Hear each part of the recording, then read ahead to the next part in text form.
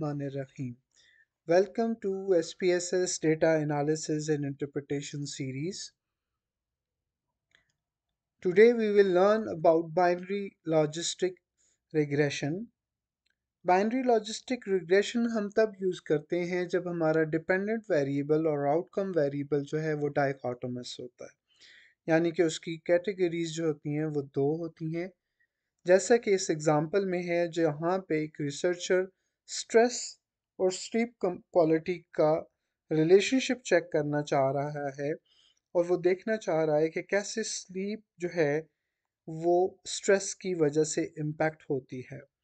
तो स्लीप के लिए उसने दो कैटेगरीज यूज़ की, 1 for good sleep, 0 for bad sleep. और स्ट्रेस का हायर स्कोर जो है वो रिड्यूस स्ट्रेस को इंडिकेट कर रहा है।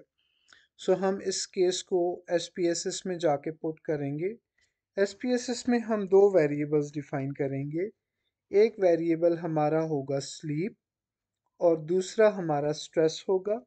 हम इसको स्ट्रेस को ले लेते हैं और इसके साथ हम अपने स्लीप वेरिएबल को यहाँ पे डिफाइन कर देंगे। वेरिएबल्स की पोजीशन से फ़र्क नहीं पड़ता, हम जिस वक्त उनको इंटर करते हैं तो वहाँ पे मैटर करता है कि हमने कौन से वेरिएबल को कहाँ पे इंटर किया है। हमने स्लीप को जो है वो 1 for good sleep and 0 for bad sleep define कर दिया और हमने अपना जो स्ट्रेस है उसको ओपन रखा और अपने मेजर्स को हमने डिफाइन कर दिया। और उसके बाद अब जो है हम डेटा पुट करेंगे। इसमें हमारे पास डेटा जो है वो 26 1 और 3 0 मीन्स कि यहाँ पे हमारे पास जो है, अगर हम इसको देखें तो हमारे पास 26 पे गुड स्लीप है और 3 पे बैड स्लीप है। हम इसी तरीके से अपना सारा डेटा इंटर कर लेंगे। हमारा सारा डेटा इंटर हो चुका है। अब हम इसके एनालाइज में जाएंगे।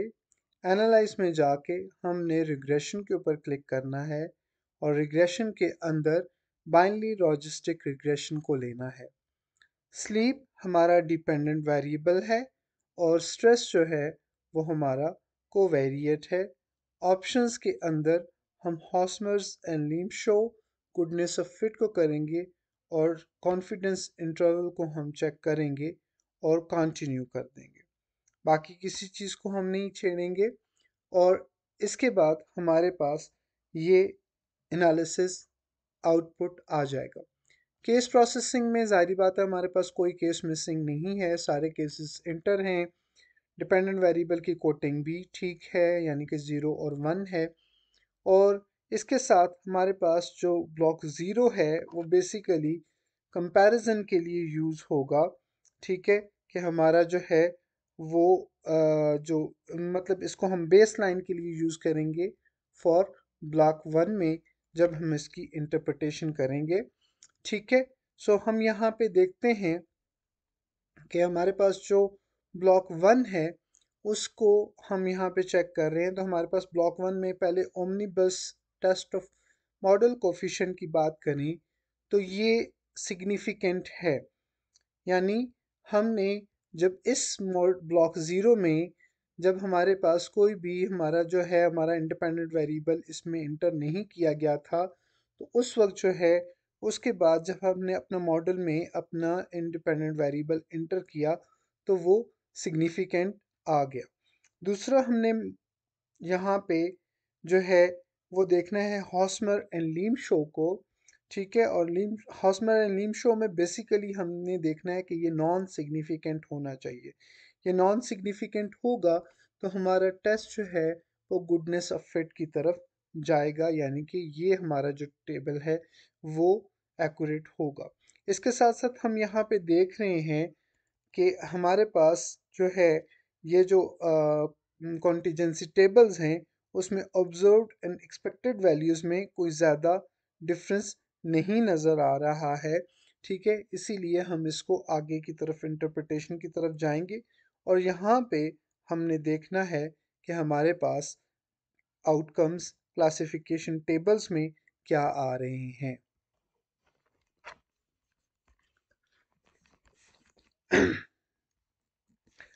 यहाँ पे जब हम आर स्क्वायर की वैल्यू लेते हैं तो हम नेगल करके आर स्क्वायर वैल्यू को ले रहे होते हैं, जो कि इस केस में हमारे पास जो है वो 67.8% वेरिएशन की बात कर रहा है।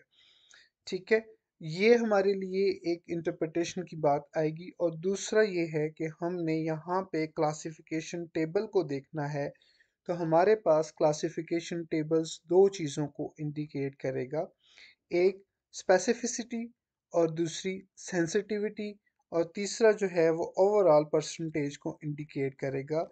अगर हम पहले क्लासिफिकेशन टेबल की तरफ जाएं तो हमारे पास जो क्लासिफिकेशन टेबल की ओवरऑल परसेंटेज प्रिडिक्शन की थी वो 56 थी, और अब जो है जब हमने वेरिएबल को ऐड किया तो हमारी स्पेसिफिसिटी और सेंसिटिविटी दोनों इंक्रीज हुई हैं। इन केस में ये बहुत ही आइडियल सिचुएशन हो जाती है। एल्स कभी कभी ये होता है कि हमारी स्पेसिफिसिटी अगर इंक्रीज हो तो हमारी सेंसिटिविटी डिक्रीज हो जाती है, और अगर सेंसिटिविटी इंक्रीज हो तो स्पेसिफिटी डिक्रीज हो जाती है। इसके साथ साथ हमारे पास जो है ये आखिरी जो हमारी वेरिएबल्स इन द इक्वेशन है, जहाँ पे हमने बीटा की वैल्यू को देखना है और उसकी सिग्निफिकेंस की वैल्यू को, साथ में एक्सपोनेंशियल की वैल्यू को देखना है। और यहाँ पे जो इंडिकेशन है बेसिकली ये बता रहा है कि हमारा जो इंडिपेंडेंट वेरिएबल है वो डिपेंडेंट में सिग्निफिकेंट चेंज ला रहा है। Thank you very much.